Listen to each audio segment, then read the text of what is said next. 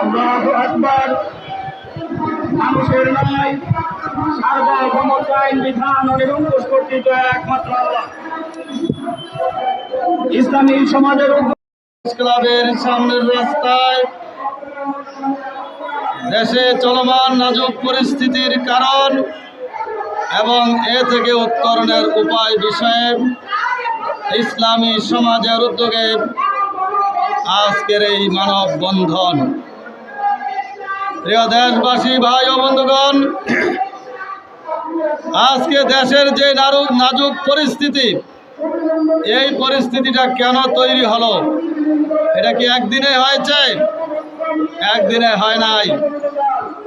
এই দেশের মানুষ বহুবার স্বৈরাচারের বিরুদ্ধে আন্দোলন করেছে। বারবার স্বৈরাচার হয় কেন? যেই রাষ্ট্রীয় ক্ষমতায় যায় তারাই স্বৈরাচার হয়ে যায়। এর কারণ কি? কারণ এই মানব রচিত ব্যবস্থা গণতন্ত্র। এই গণতন্ত্র হলো শিরক এবং কুফরি ব্যবস্থা। এই গণতন্ত্রের ভিত্তিতে যারাই নেতা হয়, নেত্রী হয়, তারাই হয়ে যায় স্বৈরাচার। ঠিক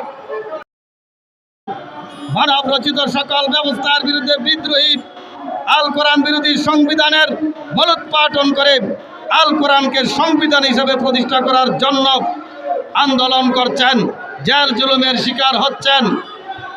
এই নেতার হাতে যদি রাষ্ট্রের দায়িত্ব আসতো, তাই